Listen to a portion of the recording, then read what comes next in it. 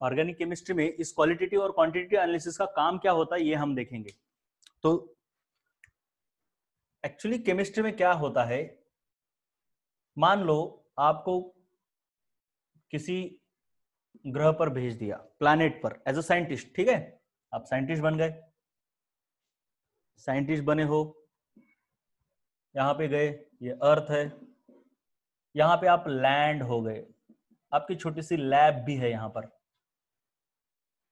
अब आपको खोजना है कि इस अर्थ, इस प्लैनेट में कौन से एलिमेंट्स है, कौन से कंपाउंड्स है, क्या यहाँ पे मनुष्य जाति रह पाएगी, क्या हमारे रहने के लिए इसेंशियल एलिमेंट्स, कंपाउंड्स यहाँ पे प्रेजेंट है, ये हमको चेक करना है। तो ये चेक करने के लिए जो प्रोसीजर होती है उसे हम क्वालिटेटिव और क्वांटिटेटिव एनालिसिस कहते हैं। तो एक्चुअली आपको फाइंड आउट करना है कि इसके अंदर कौन सा कंपाउंड है। मान लीजिए कि इसके अंदर कुछ इस तरीके का कंपाउंड है, ऐसा आपको फाइंड आउट करना है। तो ऐसा तो नहीं है कि गए आप, यहां की मिट्टी उठाई और ऐसा करके देखा तो उस कंपाउंड ने अपना स्वरूप खोल दिया आपको कि देख भाई मैं ऐसा हूं, ऐसा तो नहीं होता। आपको तो बस मिट्टी दिखेगी। अब उस मिट्टी में ग्लूकोज है, फ्रुक्टोज है, अल्कोहल है, क्या है, कौन सा बायोमोलिक्यूल है, क्या छुपा हुआ है, ये तो आपको पता नहीं है, राइट। इसीलिए आपको क्या क्या करना होता है ये मैं बता रहा हूं। तो सबसे पहले किसी भी नई जगह पर आपको अगर कोई अननोन कंपाउंड फाइंड आउट करते हो आप, तो आप उसका पूरा स्ट्रक्चर निकालने की कोशिश करते हो। उस पूरी प्रोसीजर को मैं यहां पे लिख रहा हूं। तो सबसे पहले किया जाता है क्वालिटेटिव एनालिसिस। क्वालिटेटिव एनालिसिस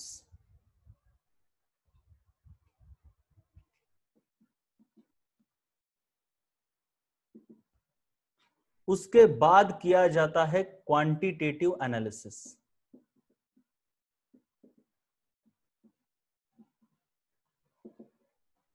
इसके बाद इसका एम्पिरिकल फॉर्मूला फाइंड आउट किया जाता है। ये हमने देखा है, एम्पिरिकल फॉर्मूला फाइंड आउट किया जाता है। इसके बाद इसका मोलार मास फाइंड आउट किया जाता है। उसके बाद इसका मॉलिक्यूलर फॉर्मूला फाइंड आउट किया जाता है। और उसके बाद इसका स्ट्रक्चर फाइंड आउट किया जाता है, जो कि आपको अभी पता नहीं चलेगा, बाद में पता चलेगा जैसे आप 12th क्लास के ऑर्गेनिक केमिस्ट्री के एक चैप्टर पढ़ते जाओगे। तो ये क्या होता है क्वालिटेटिव एनालिसिस, मतलब वहां पे जाके जो आपने सैंपल लिया है, वो जो मिट्टी ली है, सैंपल बोलते हैं उसको, उस मिट्टी के अंदर एलिमेंट्स कौन से, कंपाउंड तो ठीक है देखेंगे, लेकिन वो कंपाउंड किस एलिमेंट से बना हुआ है, कार्बन से बना है, हाइड्रोजन से, ऑक्सीजन से, ये पहचानना। मतलब the information about the elements, information about elements in the compound, इसको एलिमेंटल एनालिसिस भी कहा जाता है, क्वालिटेटिव एनालिसिस को, कि वो जो कंपाउंड है वो किस एलिमेंट से बना है। उसके बाद क्वांटिटेटिव एनालिसिस, इसमें क्या होता है कि जो भी एलिमेंट, मतलब ये मिट्टी आपने ली वहां से, इसके अंदर कोई तो भी कंपाउंड है, C2H8 जो भी है, तो पहले तो आपने ढूंढा कि इस कंपाउंड के अंदर कार्बन और हाइड्रोजन, ये दो एलिमेंट है, इसे कहते हैं एलिमेंटल एनालिसिस या फिर क्वालिटेटिव। उसके बाद आपने फाइंड आउट किया कि कार्बन कितने परसेंटेज में है और हाइड्रोजन कितने परसेंटेज में है। So finding the percentage of the elements exactly, इसे बोलते हैं क्वांटिटेटिव। मतलब हर एलिमेंट के आपने क्वांटिटी फाइंड आउट कर ली, इसीलिए इसको क्वांटिटेटिव एनालिसिस कहा जाता है। उसके बाद परसेंटेज जब आपको पता होता है, तो इससे आप इंपिरिकल फॉर्मूला फाइंड आउट कर सकते हो। ये हमने देखा है किस तरीके से इंपिरिकल फॉर्मूला फाइंड आउट किया जाता है। उसके बाद मोलार मास फाइंड आउट किया जाता है by use of colligative properties, जो कि हमने सॉल्यूशन चैप्टर में पढ़ा है। कोलिगेटिव प्रॉपर्टीज का यूज करके हम मोलार मास फाइंड आउट किया, मतलब कर सकते हैं। फिर हमको पता है कि इंपिरिकल फॉर्मूला और मोलार मास ये इंपिरिकल फॉर्मूला से हम empirical formula mass find out कर सकते हैं, और इन दोनों से हमको क्या निकलता है, यन निकलता है। कैसे निकलता है, molar mass divided by empirical formula mass, ये करके हम यन मल्टीप्लाइंग फैक्टर निकालते हैं। और इस मल्टीप्लाइंग फैक्टर से जब हम इंपिरिकल फॉर्मूले को मल्टीप्लाई करते हैं तो हमें मॉलिक्यूलर फॉर्मूला मिलता है। जैसे कि इंपिरिकल फॉर्मूला मान लो CH2O आया और मोलार मास कुछ आया, तो हम ऐसा निकालते हैं कि वही ये मोलार मास मान लो कि कोलिगेटिव प्रॉपर्टी से 180 आया और इंपिरिकल फॉर्मूला मास 30 आया, तो n आता है आपका 6। तो इस 6 से इसको मल्टीप्लाई करते हो, तो 6 से मल्टीप्लाई करने पर ये C6H12O6 होता है। ये प्रोसीजर हमने जनरल ऑर्गेनिक केमिस्ट्री में देखी है। यस और नो बोलो एक बार जरा। ये प्रोसीजर हमने जनरल ऑर्गेनिक केमिस्ट्री में देखी है। यस और नो? यस, याद होनी चाहिए। How to find the molecular formula from the empirical formula. अब मॉलिक्यूलर फॉर्मूला आया, लेकिन ये C6H12O6 यानी ग्लूकोज किस तरीके से, उसमें ऑक्सीजन कहां पे है? क्या ये ऑक्सीजन कीटोन के फॉर्म में है? क्या ये ऑक्सीजन अल्कोहल के फॉर्म में है? अल्कोहल है तो कौन से कार्बन पर है, पहले कार्बन पर है या तीसरे कार्बन पर है? तो इसका टोटल स्ट्रक्चर निकालना, ये बात आपको 12th क्लास में थोड़ी थोड़ी है, ज्यादा नहीं लेकिन थोड़ी थोड़ी है।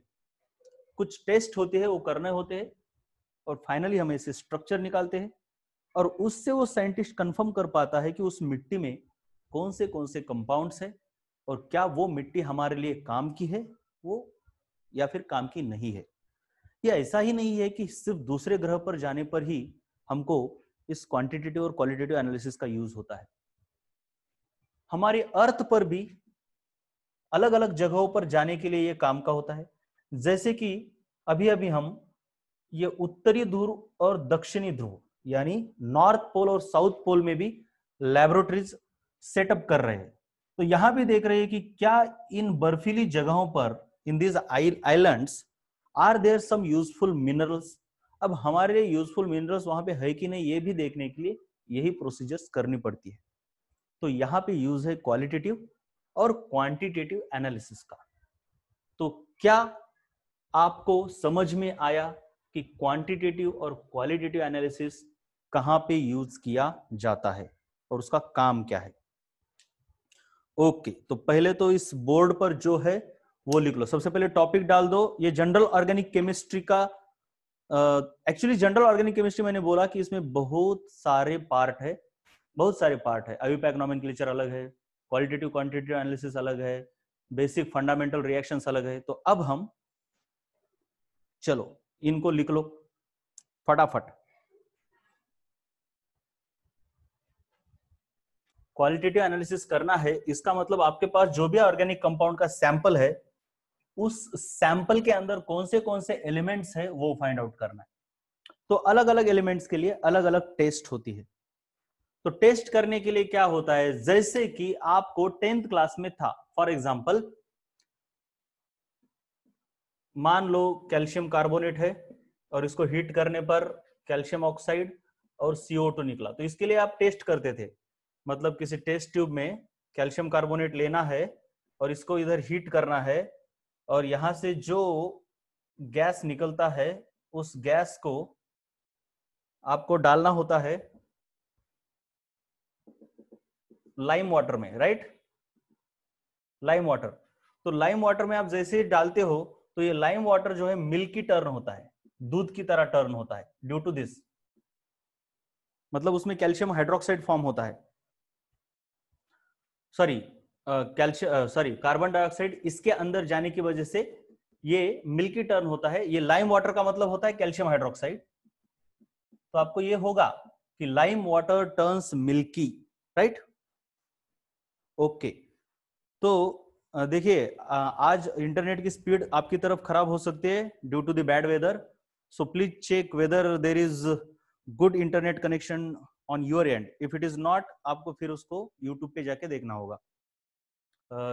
लाइव आपको शायद उतना अच्छे तरीके से ना दिखाई दे।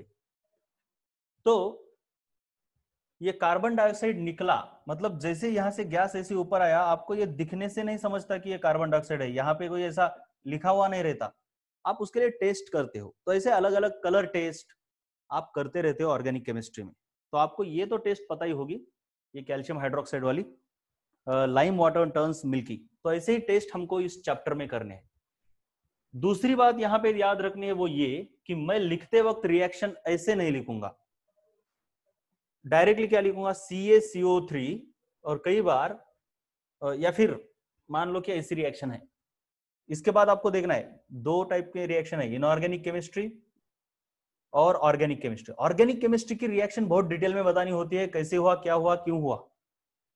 लेकिन इनऑर्गेनिक केमिस्ट्री की जो रिएक्शन है उनको कई बार रट्टा मारना पड़ता है, लिख लिख के। सो उनको हम शॉर्टकट में लिखेंगे। जैसे कि अगर आपके पास ऐसी रिएक्शन है और इसमें ये मेन प्रोडक्ट है और ये मेन रिएक्टेंट है, तो आज तक आप ऐसा लिखते थे, तो मैं क्या करूंगा, इस ए को लिखूंगा और ये बी जो रिएक्टेंट है इसको ऊपर लिखूंगा, और प्रोडक्ट सी है और ये जो डी बाय प्रोडक्ट है इसको मैं ऐसा -D लिखूंगा। और मान लो कि यहाँ पे हीट करना है तो मैं यहाँ पे हीट भी लिखूंगा, टेम्परेचर है तो 250 डिग्री सेल्सियस ऐसा कुछ लिखूंगा। लेकिन जो रिएक्टेंट इधर और इधर लिखते हैं वो नहीं लिखूंगा। क्यों? क्योंकि अब हमारे पास एक के बाद दूसरी, दूसरी के बाद तीसरी रिएक्शन होंगी। जैसे कि A+B यूज C+D, फिर उसके बाद इस C को आपको वाटर में डालना है जिससे कि आपको E और हाइड्रोजन गैस मिलेगा। फिर इसके बाद इस हाइड्रोजन गैस को आपको एक या फिर CO2 गैस मिल रहा है, फिर आपको इस CO2 गैस को लाइम वाटर में डालना है। लाइम वाटर यानी कि कैल्शियम ऑक्साइड और वाटर, इसका मिक्सचर इसमें डालना है, और फिर आपको कुछ तो मिलेगा ये CO2 को, फिर आपको कैल्शियम कार्बोनेट मिलेगा, ऐसा कुछ होगा। ऐसी रिएक्शन तीन रिएक्शन है। तो मैं ये सब नहीं लिखूंगा, मैं डायरेक्टली क्या लिखूंगा, देखो अभी ये है पहली स्टेप, तो मैं क्या लिखूंगा, इसको A with B use main product कौन है, C, क्योंकि वो दूसरी स्टेप में यूज किया जा रहा है, इधर लिखूंगा। और ये D किसी काम का नहीं है आगे, इसलिए इसको मैं इधर लिख दूंगा। मान लो यहां पे हमने हिट किया था, उसके बाद मैं बोलूंगा कि इस C को आगे क्या किया जाता है, वाटर के साथ रिएक्ट किया जाता है, उससे हमको कार्बन डाइऑक्साइड मेनली मिलता है जिसका काम आगे है, साथ साथ E भी मिलता है जो कि अभी काम का नहीं, इसलिए माइनस लिख दूंगा। और इस रिएक्शन को, इस C को वाटर के साथ ट्रीट करते वक्त हीट भी किया था, तो मैं यहाँ पे कॉमा देके हीट भी करूंगा। फिर ये जो CO2 है, इस CO2 को हमने इन दोनों के साथ रिएक्ट किया, मतलब मैं कैल्शियम ऑक्साइड और वाटर के साथ, कॉमा वाटर के साथ रिएक्ट किया तो मुझे कैल्शियम कार्बोनेट मिला। इस तरीके से ऐसे सीक्वेंस को मैं फ्लो चार्ट के फॉर्म में लिखा करूंगा। क्या आपको कोई प्रॉब्लम है इसमें, यस और नो? इसमें कोई प्रॉब्लम है आपको? नो, प्रॉब्लम नहीं है ना? ठीक है, धीरे धीरे सब समझ जाओगे मेरी मेथड्स, ऐसी कोई दिक्कत नहीं आएगी आपको। So let us start. तो हम अभी क्वालिटेटिव एनालिसिस सीख रहे हैं, क्वांटिटेटिव इसके बाद सीखेंगे।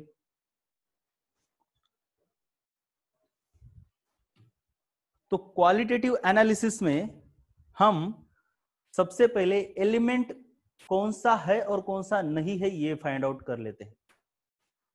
तो क्वालिटेटिव एनालिसिस में हमको रिएक्शंस देखने से पहले एक चीज देखनी है, उसे बोलते हैं sodium fusion extract. Sodium fusion extract, SFE। तो सोडियम फ्यूजन एक्सट्रैक्ट का मतलब होता है, एक्चुअली सिर्फ सोडियम फ्यूजन एक्सट्रैक्ट नहीं होता, वो होता है sodium fusion extract of carbon, sodium fusion extract of potassium, sodium fusion extract of sulphur, ऐसा होता है। मतलब sodium fusion extract of any element like X। So sodium fusion extract of X, इसका मतलब क्या होता है? इसका मतलब होता है कि ये जो X है, इस X को सोडियम के, मतलब मोल्टन सोडियम के साथ रिएक्ट किया जाता है, या फिर सोडियम के साथ इसको हीट किया जाता है और इसका सोडियम के साथ एलिमेंट बनाया जाता है, सॉरी कंपाउंड बनाया जाता है। इसे बोलते हैं sodium fusion extract of X। ये सोडियम फ्यूजन एक्सट्रैक्ट सल्फर का हो सकता है, किसी का भी हो सकता है। आगे चल के हम देखेंगे ही, लेकिन सोडियम फ्यूजन एक्सट्रैक्ट ये आपको पता होना चाहिए। क्या आपको ये समझ में आ गया? What is the meaning of sodium fusion extract? Right. अरे एक मिनट, कौन? सोडियम फ्यूजन एक्सट्रैक्ट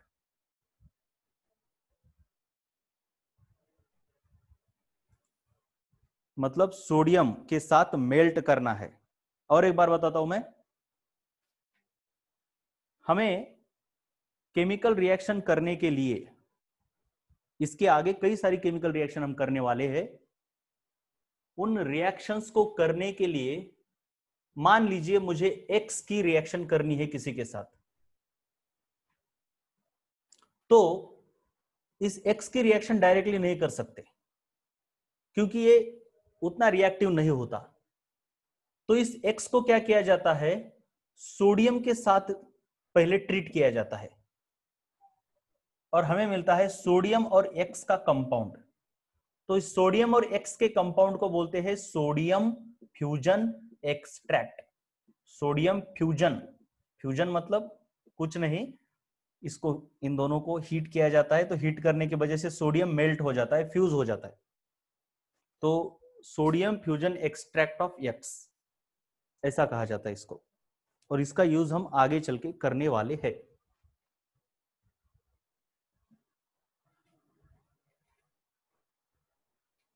जब लगेगा तब और एक बार मैं आपको बताऊंगा ही। अब सबसे पहले हमको क्या करना है, क्वालिटेटिव एनालिसिस में बोल रहा हूं, राइट? तो क्वालिटेटिव एनालिसिस में हम एक एक एलिमेंट के बारे में देखने वाले हैं कि आपने जो मिट्टी ली है उस मिट्टी में क्या कार्बन है, क्या सोडियम है, क्या नाइट्रोजन है, क्या सल्फर है। वैसे तो कई एलिमेंट है, लेकिन हमारे सिलेबस में 5-6 है। तो सबसे पहले डिटेक्शन ऑफ कार्बन। आपने जो सैंपल लिया है, भूलना नहीं है, मैं सैंपल बार बार सैंपल बोलूंगा, या फिर उसे मैं अननोन ऑर्गेनिक कंपाउंड बोलूंगा, या फिर अननोन कंपाउंड। अननोन कंपाउंड सही है ना? जो भी कंपाउंड हमने लिया है हाथ में, जिसके अंदर हमको देखना है कि कौन से कंपाउंड है, उसे तो हम अननोन कंपाउंड ही कहेंगे, राइट? उसी का तो स्ट्रक्चर हमको ढूंढना है, तो उसको हमको नॉन कंपाउंड कहना होगा या अननोन? बोलो एक बार जरा, come on. Unknown, very good. और दूसरे का कोई है क्या कहना, कुछ अलग? गुड। आपको तो उसे अननोन कंपाउंड ही कहना होगा बेटे, क्योंकि उसी को तो हमको डिकोडिफाई करना है। तो चलिए आगे। अब सबसे पहले हमको देखना है कि किसी भी, देखिए कोई भी कंपाउंड जब होता है तो पहले देखना होता है उसमें कार्बन है कि नहीं, राइट? तो कार्बन के detection of carbon, detection of carbon, क्या उसमें कार्बन है ये देखना है। तो कार्बन है कि नहीं देखना है, इसलिए हमको क्या करना पड़ता है, उस अननोन कंपाउंड को, जो भी है अननोन कंपाउंड, उसको कॉपर के ऑक्साइड के साथ रिएक्ट करना पड़ता है। अगर उस अननोन कंपाउंड में कार्बन है तो क्या होगा, ये कार्बन और ऑक्सीजन एक साथ आएंगे और कॉपर अलग हो जाएगा और कार्बन डाइऑक्साइड बनेगा। अब ये नहीं बोलना कि सर ये रिएक्शन बैलेंस नहीं है, बैलेंस का टेंशन मत लिया करो, बैलेंस तो हम ऐसे भी कर सकते हैं ट्रायल और एरर से। अब बैलेंस पे मैं ज्यादा स्ट्रेस नहीं करूंगा, कैसे कर सकते हैं, इधर 2 लगाओ इधर 2 लगाओ, लेकिन अब इसके बाद मैं बैलेंस नहीं करूंगा रिएक्शन। रिएक्टेंट क्या है, प्रोडक्ट क्या है, उस पर फोकस करो, बैलेंस के बारे में टेंशन मत लो। क्या ये भी चीज क्लियर है आपको? बैलेंस के बारे में टेंशन नहीं लेना है, ये भी चीज क्लियर है? यस और नो? यस। तो इस चीज को मैं ऐसे भी लिख सकता हूं, इस चीज को मैं ऐसे भी लिख सकता हूं, इस कॉपर को यहां से हटाओ, यहां लिख दो, क्योंकि मेरे काम का तो CO2 है आगे। तो उस अननोन कंपाउंड में अगर कार्बन है तो कार्बन डाइऑक्साइड निकलेगा। अब कार्बन डाइऑक्साइड मतलब कोई तो गैस निकलेगा, राइट? अब इस गैस को अलग अलग टेस्ट करके देखते हैं। पहले क्या करते हैं, मान लीजिए टेस्ट ट्यूब में रिएक्शन हुई और यहां से कोई गैस निकला, तो इसके साथ अलग अलग टेस्ट करेंगे। पहले तो इसके साथ माचिस की तीली लेके जाएंगे ऐसा, बुफ ऐसा अगर आवाज होता है तो वो हाइड्रोजन है, लेकिन वैसा हुआ नहीं। उसके बाद और एक एक्सपेरिमेंट करके देखेंगे, उसके बाद एक एक्सपेरिमेंट करके देखेंगे, इसको लाइम वाटर में डालेंगे, राइट। अब इसको लाइम वाटर में डालने पर लाइम वाटर मिल्की टर्न हो गया। क्यों टर्न हो गया milky? Due to formation of calcium carbonate, this gives milky colour, और साथ में इसके वाटर भी फॉर्म होता है। तो देखो कैसे होता है। सबसे पहले क्या किया, अननोन ऑर्गेनिक कंपाउंड है, हमने देखा, मतलब सबसे पहले क्या, अननोन ऑर्गेनिक कंपाउंड हाथ में आ गया, चलो चलो कुछ तो मिल गया। अब देखना है इसमें कार्बन है कि नहीं, सबसे पहले कार्बन के बारे में सोचते हैं, कार्बन है कि नहीं देखना है। तो उन्होंने पहले कॉपर के साथ रिएक्ट किया, कॉपर ऑक्साइड के साथ। कॉपर ऑक्साइड के साथ रिएक्ट करने के बाद यहां से उनको दिखा कि इससे कुछ गैस निकल रहा है, लेकिन ये गैस कौन सा निकल रहा है वो पता नहीं था। तो गैस के साथ अलग अलग एक्सपेरिमेंट किए, और अगर कैल्शियम हाइड्रोक्साइड के अंदर इसको पास किया इस गैस को, तो लाइम वाटर, ये है, ये कैल्शियम हाइड्रोक्साइड मतलब लाइम वाटर रहता है, उसको लाइम वाटर बोलते इसको। तो ये लाइम वाटर मिल्की टर्न हो गया, क्यों? कैल्शियम कार्बोनेट की वजह से। तो उन्होंने क्या बोला, अरे लाइम वाटर मिल्की टर्न हो गया, इसका मतलब ये जो गैस था वो कौन था? Carbon dioxide. ये गैस कार्बन डाइऑक्साइड था, इसका मतलब है इस ऑर्गेनिक कंपाउंड में कार्बन होना ही चाहिए। यहाँ पे कार्बन था इसलिए CO2 फॉर्म हो गया, और यहाँ पे CO2 हुआ इसलिए ये लाइम वाटर मिल्की टर्न हो गया। इससे हम ये इन्फरेंस कंक्लूजन निकालते हैं कि इस ऑर्गेनिक कंपाउंड में, अननोन ऑर्गेनिक कंपाउंड में कार्बन प्रेजेंट है। So this is the test और डिटेक्शन और the method of detection of carbon in unknown organic compound. क्या ये आपको समझ गई पहली मेथड? क्योंकि ये अगर एक बार समझ गई तो आगे वाली बहुत आसान है, ये शुरुआत है बस। ये तरीका समझ गया कि किस तरीके से, मतलब आपको कुछ भी करना है, 2 4 5 रिएक्शन करनी है, और फाइनली कोई तो भी कलर प्रोड्यूस करना है। वो कलर प्रोड्यूस हो गया, मतलब आप बोलोगे अरे ये कलर प्रोड्यूस हो गया मतलब ये फॉर्म हुआ था, ये फॉर्म हुआ था मतलब ये था, और ये था मतलब उसके अंदर ये था। बस यही तो किया जाता है। जो सीरियल्स रहते हैं ना अलग अलग, उसमें जो भी आपको सैंपल्स मिलते हैं, बोलते हैं इसको टेस्ट के लिए भेजो, क्राइम सीन के ऊपर मर्डर हुआ होता है तो वहां से सैंपल्स कलेक्ट करके टेस्ट करते हैं, राइट। वो टेस्ट का मतलब क्या होता है, अलग अलग कलर की टेस्ट होती है भाई, कुछ नहीं होता। और ये बहुत इंपॉर्टेंट होती है ये टेस्ट, बहुत इंपॉर्टेंट। आप चाहे डॉक्टर बनो, हाँ CID बहुत सही बेटे, तू बनेगा, सही सही। उसके बाद है टेस्ट ऑफ हाइड्रोजन, क्योंकि अब ज्यादातर ऑर्गेनिक कंपाउंड कार्बन और हाइड्रोजन से बने हुए होते हैं, तो सबसे पहले कार्बन और हाइड्रोजन की टेस्ट की जाती है।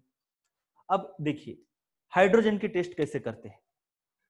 मान लीजिए कोई ऑर्गेनिक कंपाउंड है, उसमें हाइड्रोजन है या नहीं, ये हमको अगर फाइंड आउट करना है, तो उस ऑर्गेनिक कंपाउंड को कॉपर ऑक्साइड के साथ, कार्बन को भी कॉपर ऑक्साइड के साथ ही रिएक्ट किया था, इसको भी कॉपर ऑक्साइड के साथ ही रिएक्ट करेंगे, रिएक्ट करते हैं। अगर हाइड्रोजन इसमें है तो ये कॉपर निकल जाएगा, और हाइड्रोजन और ऑक्सीजन एक साथ आके वाटर फॉर्म होगा। अब आपको पता चल ही गया होगा ये रिएक्शन कैसी है, राइट। उसके बाद क्या किया जाता है, इस वाटर को CuSO4 के अंदर घुसा दिया जाता है, मतलब उससे पास करते। ये CuSO4 का कलर होता है व्हाइट। जब इसके अंदर वाटर चला जाता है तो ये CuSO4 इस वाटर को एब्सॉर्ब कर लेता है, ऐसा मान लो, मतलब हाइग्रोस्कोपिक होता है ये, खुद के साथ 5 वाटर के मॉलिक्यूल्स ऐसे चिपका लेता है, और इसका कलर बन जाता है ब्लू। तो साइंटिस्ट क्या इन्फरेंस निकालते हैं, देखिए, अरे कॉपर सल्फेट व्हाइट था, उसका कलर ब्लू हो गया, इसका मतलब यहाँ पे वाटर जरूर था, वाटर की वजह से ही ये हो सकता है, अदरवाइज नहीं हो सकता। और जब तक कलर चेंज नहीं होता तब तक हम कुछ नहीं बोल सकते। अरे इसका कलर व्हाइट का ब्लू हो गया, इसका मतलब यहाँ पे वाटर था। अरे यहाँ पे वाटर था मतलब ये वाटर कहाँ से आया, ऑक्सीजन तो कॉपर से आया, लेकिन हाइड्रोजन कहां से आया, इसका मतलब ये हाइड्रोजन इस अननोन ऑर्गेनिक कंपाउंड में ही होना चाहिए। तो इससे वो बोलते हैं अगर कॉपर सल्फेट का कलर चेंज होता है व्हाइट से ब्लू, तो अननोन ऑर्गेनिक कंपाउंड में हाइड्रोजन प्रेजेंट था, ये कंक्लूजन हम निकाल सकते हैं। क्या ये भी आपको डाइजेस्ट हो गया? दूसरी मेथड भी आपको समझ में आई क्या? गुड।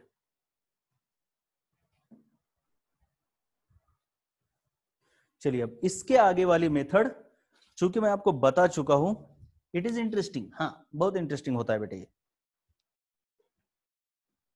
साइंस को समझ लो तो बहुत इंटरेस्टिंग ही होता है वो साइंस। अब इसके आगे हम डायरेक्टली जाते हैं स्क्रीन के ऊपर, क्योंकि मैंने बेसिक तो आपको बता दिया है, अब आपको यहां से समझेगा। देखो, this was the test for hydrogen. Carbon और हाइड्रोजन दोनों की टेस्ट हो गई। अब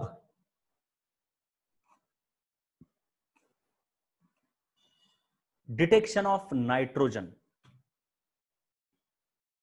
देख लेते हम।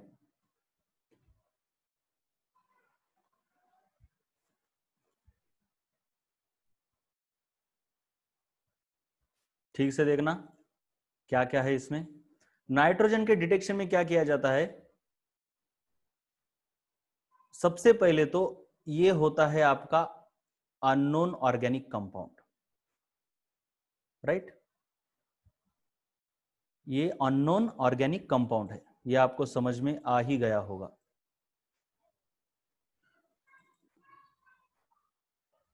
अरे ये क्या हो रहा है, एक मिनट।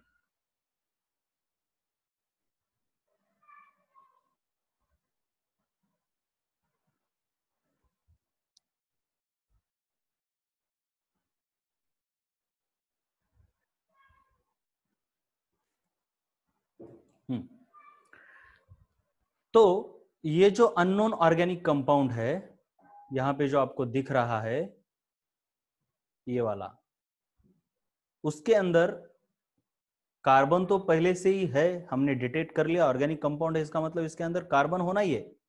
अगर उसके साथ साथ उसमें नाइट्रोजन है, तो पहले क्या किया जाता है, इस अननोन ऑर्गेनिक कंपाउंड को सोडियम के साथ रिएक्ट किया जाता है। अब जैसे ही सोडियम के साथ रिएक्ट किया जाता है, तो ये सोडियम इस कार्बन और नाइट्रोजन के साथ रिएक्ट होकर सोडियम साइनाइड बनाता है, यानी CN। इसको हीट किया जाता है, और मैंने बोला था सोडियम के साथ रिएक्ट करके जो भी चीज फॉर्म होती है ऐसे, इसे सोडियम फ्यूजन एक्सट्रैक्ट कहा जाता है। क्या कहा जाता है? सोडियम फ्यूजन एक्सट्रैक्ट, या फिर इसका दूसरा नाम भी है लैसाइनेज एक्सट्रैक्ट। लैसाइनेज एक्सट्रैक्ट। तो अननोन ऑर्गेनिक कंपाउंड के अंदर कार्बन तो पहले से ही है, हमने पहले ही टेस्ट करके रखी हुई है। अब हमको देखना ये नाइट्रोजन है कि नहीं। अगर ऑर्गेनिक कंपाउंड में नाइट्रोजन है, तो हम इस ऑर्गेनिक कंपाउंड को सोडियम के साथ जैसे ही रिएक्ट करते हैं तो ये सोडियम साइनाइड बनता है। तो इस सोडियम साइनाइड को अगर हम फेरस आयन के साथ रिएक्ट करते हैं, फेरस आयन, फेरस आयन मतलब फेरस का कोई भी कंपाउंड, जैसे कि फेरस सल्फेट, और फेरस फेरस आयन को हम एसिडिक मीडियम में लेते हैं, तो फेरस आयन को एसिडिक मीडियम में लेना है और उसमें NaCN को डाल देना है, तो हमें ये कंपाउंड मिलता है। इसे कॉम्प्लेक्स कंपाउंड कहते हैं। इसके बारे में मैंने सॉल्यूशन चैप्टर में थोड़ा बता दिया आपको। ऐसे कॉम्प्लेक्स कंपाउंड रहते हैं, ऐसा स्क्वायर ब्रैकेट जिनके बाजू में रहता है, इसको हम कॉम्प्लेक्स कंपाउंड्स कहते हैं, जिनके बारे में आपको कोऑर्डिनेशन केमिस्ट्री में बहुत डिटेल में पता चलेगा। इसके बाद ये जो कॉम्प्लेक्स कंपाउंड फॉर्म हुआ है उसको Fe3+ के साथ रिएक्ट करते हैं। देखिए, पहले Fe2+ के साथ रिएक्ट किया। आयरन एक ऐसा कंपाउंड एलिमेंट है जो कि एक से ज्यादा चार्जेस दिखाता है, इसे वेरिएबल ऑक्सीडेशन स्टेट कहते हैं। आपने 9th या 10th क्लास में पढ़ा होगा।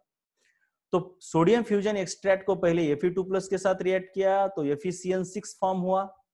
ये जो चार्ज है इनको याद रखो आप।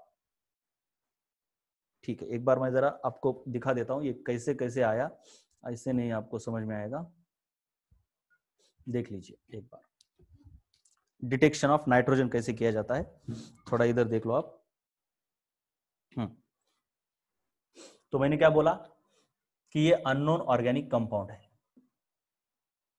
अब इसके अंदर कार्बन तो था ही, नाइट्रोजन है कि नहीं पता नहीं है, उसको डिटेक्ट करना है, क्योंकि पहले तो कार्बन को डिटेक्ट करते ही है।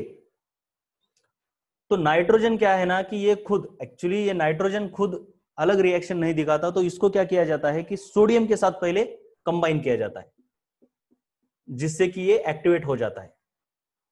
सोडियम के साथ अगर इसको कंबाइन करोगे तो सोडियम साइनाइड फॉर्म होगा, मतलब मैंने जैसे बताया ना NaX फॉर्म होता है। This is called as sodium fusion extract of X। So this is sodium fusion extract of cyanide. इसे लासाइनेज एक्सट्रैक्ट भी कहा जाता है सोडियम फ्यूजन को। फिर इसको क्या किया जाता है, एक सॉल्यूशन में डाला जाता है। ये सॉल्यूशन मतलब किसका होता है, जिसमें Fe2+ आयन होते हैं और एसिड भी होता है, जैसे कि FeSO4 और H2SO4। अब इसमें होता क्या है, FeSO4 यानी Fe2+ और SO4 2-।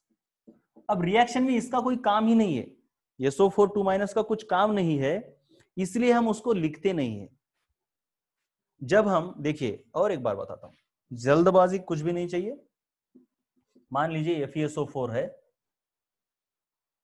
इसको हमने मान लीजिए, मैं बस बता रहा हूं, कुछ Cl2 के साथ रिएक्ट किया और कुछ ऐसा हुआ, और यहां पे H2SO4 है, नहीं H2SO4 नहीं, इसका 2+ से 3+ हो जाएगा, मतलब बढ़ गई तो इसकी कम होने वाली है, कम, ओके नो प्रॉब्लम, ठीक है,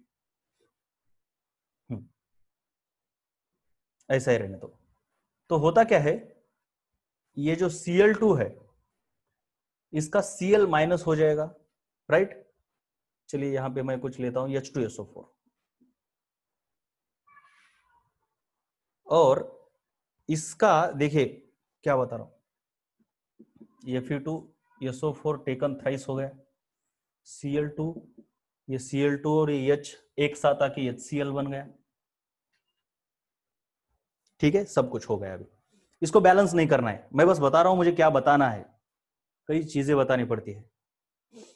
अब इसमें होता यह है, अगर आप देखोगे ऑक्सीडेशन स्टेट बोल के आपको आगे पता चलेगा क्या होता है क्या नहीं। तो यहां पे आपको मैंने बताया भी केमिकल बॉन्ड चैप्टर में, ये क्रॉस मल्टीप्लिकेशन से बनता है। तो देखोगे तो इसके SO4 2- है और ये Fe2+ है, ये डाइजेस्ट हुआ क्या आपको? क्रॉस मल्टीप्लिकेशन ऑफ वैलेंसी से कंपाउंड्स बनते हैं, यस और नो? Fe2+ और SO4 2-। यस।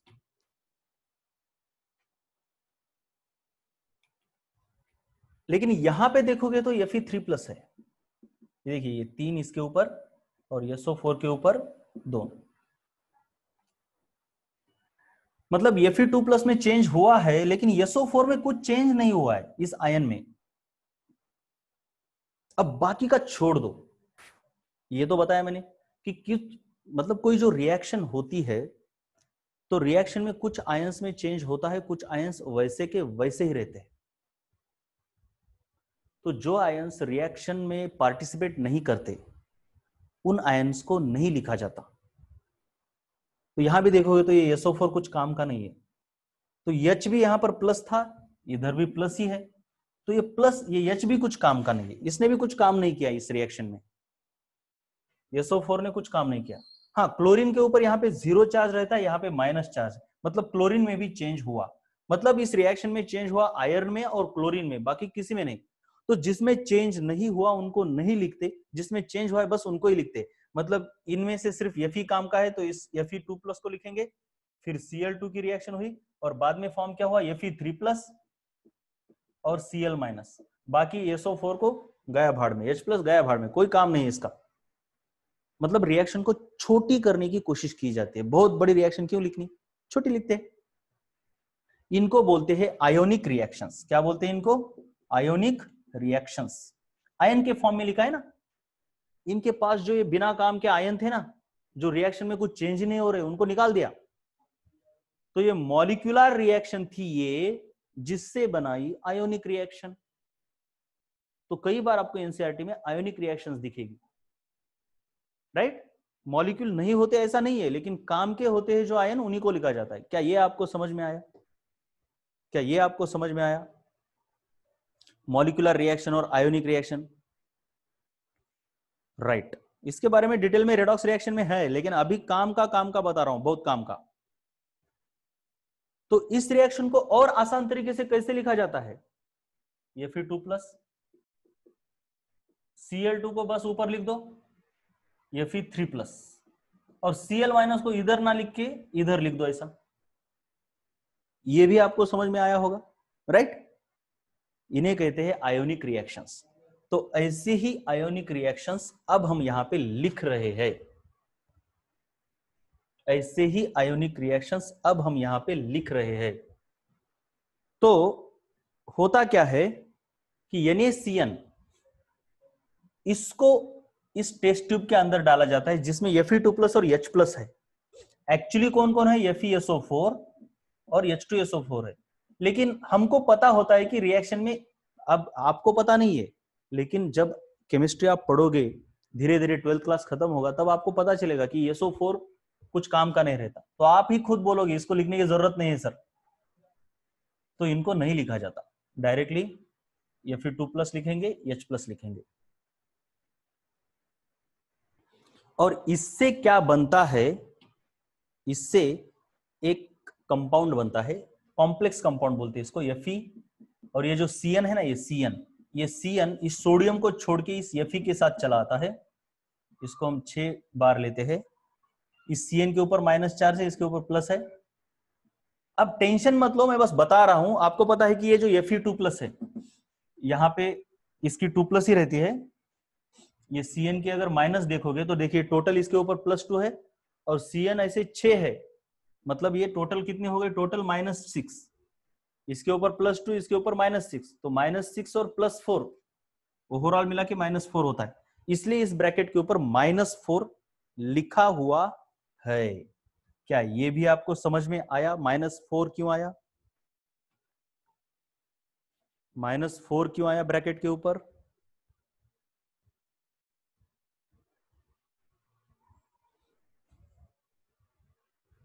Good good. अब इसके बाद धीरे धीरे जाएंगे। पहले तो अननोन ऑर्गेनिक कंपाउंड था, उसमें कार्बन तो ऑलरेडी है, पता चला है। नाइट्रोजन है कि नहीं ये निकालना है। ये निकालने के लिए पहले इन दोनों को सोडियम के साथ रिएक्ट किया, तो सोडियम फ्यूजन एक्सट्रैक्ट बना। साइनाइड के ऊपर -1 चार्ज है, सोडियम के ऊपर प्लस है। सोडियम साइनाइड को Fe2+ के साथ in presence of acid react किया, तो ये Fe ने इसके साइनाइड चुरा लिए अपने साथ, और इसके ऊपर -4 चार्ज आया। अब क्या होता है? ये जो कॉम्प्लेक्स फॉर्म हुआ, इसको कॉम्प्लेक्स बोलते हैं, कॉम्प्लेक्स कंपाउंड या फिर कॉम्प्लेक्स आयन। इस कॉम्प्लेक्स को अब दूसरी टेस्ट ट्यूब में डाला जाता है, जिसमें Fe2+ नहीं बल्कि Fe3+ है। यानी इसको Fe3+ में डाला। अब जब इसको Fe3+ में डाला, तो एक बहुत बड़ी रिएक्शन होती है और एक बहुत बड़ा कॉम्प्लेक्स कंपाउंड फॉर्म होता है। उसका फॉर्मूला ये होता है, ठीक है? टेंशन नहीं लेना है इसका कुछ भी, बस याद रट्टा मारना है बाद में। Fe4+, ये क्या होते हैं, कैसे होते हैं, आपको कोऑर्डिनेशन केमिस्ट्री में बहुत डिटेल में, अभी टेंशन नहीं लेना है। Fe4+, Fe ब्रैकेट के अंदर Cn, फिर इधर 6 और ये 3 टाइम्स। ये फॉर्मूले बस याद करने हैं। देखिए ये फॉर्मूले तो मुझे भी याद नहीं रहते, लेकिन मेरा काम इनको याद करना नहीं है, ठीक है? मेरा काम है आपको प्रोसीजर्स को ठीक से समझाना, जो कि मैं अच्छी तरीके से कर सकता हूं। लेकिन आपको तो इनका रट्टा मारना है। क्या है, 2-4 बार लिख लोगे तो ये रट्टा बैठ जाता है, कोई बहुत बड़ी बात नहीं होती। ये इस तरीके से कंपाउंड बनता है, और इसका कलर रहता है Prussian blue. Prussian blue, blue colour अलग अलग टाइप के होते हैं, navy blue, sky blue, Prussian blue. तो प्रूसियन ब्लू अगर देखोगे आप, तो वो कलर है, यहाँ पे मैं अगर बताऊं आपको प्रूसियन ब्लू किस तरीके का होता है। देखिए आपका जो एररलेस बुक है ना, तो सर एक मिनट, फिजिक्स एरर, हाँ हाँ, ये जो बुक है एररलेस, ये जो कलर है ना, ये वाला कलर, इसको कहते हैं प्रूसियन ब्लू। ये इधर भी है ना, ये प्रूसियन ब्लू कलर है। अलग अलग तरीके के ब्लू कलर रहते हैं, तो ये है प्रूसियन ब्लू। आज स्वर्गेकर सर ने वो शर्ट भी अंदर से प्रूसियन ब्लू कलर का ही है। तो ये प्रूसियन ब्लू जो कलर है ये फॉर्म होता है। तो अब साइंटिस्ट क्या बोलेंगे, अरे भाई फाइनली प्रूसियन ब्लू कलर दिखा, मतलब कंपाउंड इस तरीके का फॉर्म हुआ होगा, क्योंकि इनका प्रूसियन ब्लू कलर के कंपाउंड बहुत कम है। तो वो अनुमान लगाते हैं कि चलो Fe4 FeCN6 3 टाइम्स यही कंपाउंड फॉर्म हुआ होगा। ये कंपाउंड इसके साथ फॉर्म हुआ होगा, मतलब ये तभी फॉर्म होता है जब ये फॉर्म होता है। ये तभी फॉर्म होता है जब सोडियम साइनाइड को हम Fe2+ के साथ रिएक्ट करते हो। सब सोडियम साइनाइड, साइनाइड कैसे फॉर्म हुआ होगा, कार्बन तो ऑलरेडी था, लेकिन साइनाइड में नाइट्रोजन भी रहता है, इसका मतलब ऑर्गेनिक कंपाउंड में नाइट्रोजन था, तो डिटेक्शन ऑफ नाइट्रोजन हो गया। क्या आपको यह भी समझ में आया?